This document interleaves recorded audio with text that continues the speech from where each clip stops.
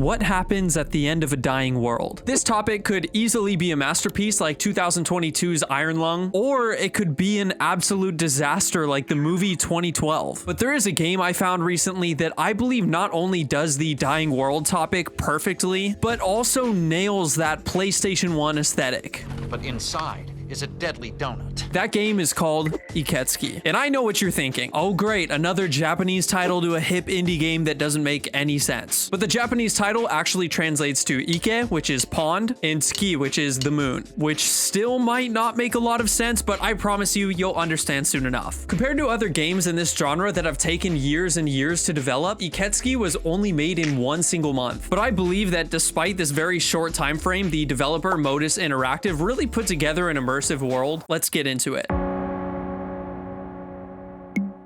The game begins with an unsettling amount of silence, and you get the feeling immediately that there are no other life out there, with complete stillness, except for a single light that's beaming up into the sky. And if I know anything about Minecraft, it's that there's a lot of loot where that's coming from. In approaching it, you find a castle with a very strange fountain in front of it with a weird shape. Entering inside, in the center of the building, there is a moon raised above a pond. I told you it was gonna make sense. It's right there. It's in the game. But I really do love the atmosphere of this game. Instead of trying to fake a very filled out world, they understood that there is only so much that can be created in a month, and they embraced the emptiness. Heading to the left and crossing a bridge that is definitely not up to safety standards, a knight stands boldly in the distance. Finally, we have our first sign of life. Oh, a new face. Perhaps, have you come through Iketsuki? I am called Anahel. I have come to meet with the Newman of Iketsuki, but I cannot seem to cross the threshold. Your incandescence appears to allow you entry. You must find something to grant me ingress. I know that's a lot of long words and old English, but Anahel gives us quite the lore dump, and it's crucial into understanding the world of Iketsuki. First off, understanding that you, the player, are able to communicate with the Newman in a way that Anahel can't. But second off, now you have a goal of finding something to give to Anahel to allow him to meet with the Newman. But just saying something is definitely a little suspicious, but it's all we have to go off of, so not my problem. Going off to the left from here, you can find a small parkour course, which is actually the bulk of the gameplay in Iketsuki. It's nothing too flashy or special, but it serves its purpose of giving the player something to do in these final moments of the world, rather than just having to sit there and listen to the lore dump like it's a Thanksgiving dinner. Completing the course, there's a strange red object in front of you, and collecting it gives you a pop-up that says Starseed acquired. Pressing tab and opening your inventory gives you a whole collection of starseeds to collect, almost like gym badges from Pokemon. Personally, I find this inventory system to be extremely charming and really nice to look at. I love the way it's arranged, and it instantly fires off the OCD in my brain to want to collect everything.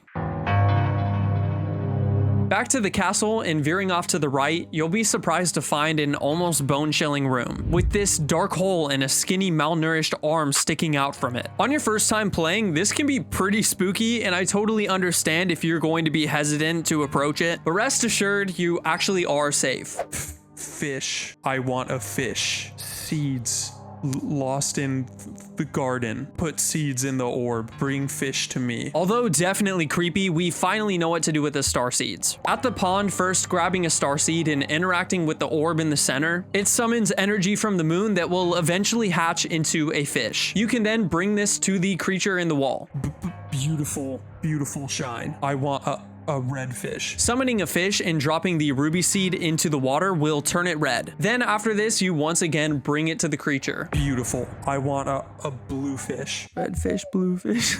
I think by this point, you can see where we're going. We've got to collect all of the star seeds, bring them to the pond, and change the color of the fish so we can feed them to our giant pet cat in the wall. And there are a lot of empty slots, so it's time to get to work. Heading back to Anahel, if you attempt to give him a star seed, he speaks to you. I see you have been collecting star seeds. They were produced in Iketsuki long ago, long before the skies turned to blood and our world was shattered. Iketsuki stood, its ceaseless thrumming reverberating through the land. Now its calls fall upon the deaf ears of a decaying world. The star seeds hold an undeniable power, yet they have no effect on one such as us. The enchantment that impedes my path is ancient and very powerful. There must be something. One can only imagine what this world used to be like before. Maybe it was a beautiful, lush world like Hyrule, with a beautifully placed Walmart right in the center of it. From Anahel's position, if you head off left, once again, there are a series of moving platforms. Carefully jumping across them like you're in a parkour civilization, here is where you can find the blue seed. And and bringing the blue starseed to the creature in the wall actually gives you a special item, the Luna Skip. With the Luna Skip, now you can jump multiple times, making areas that previously were impossible to get to now easy to navigate through. You can just float away like a Jigglypuff main in Smash Bros. Melee. You are kind.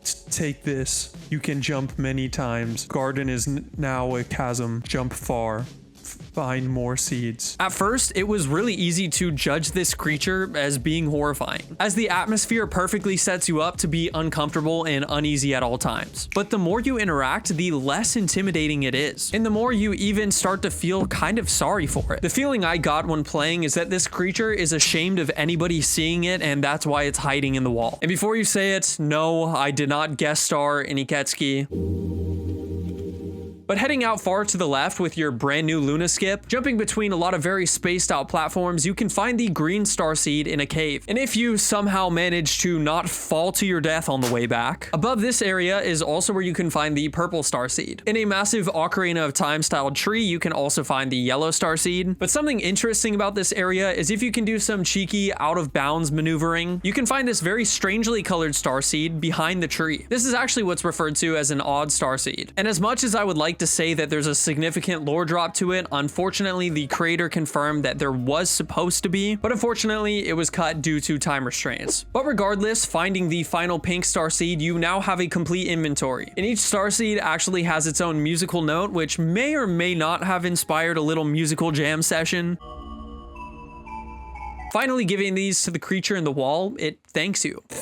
Thank you. It shines beautifully. This world you used to be beautiful. I am sorry. I want a goldfish.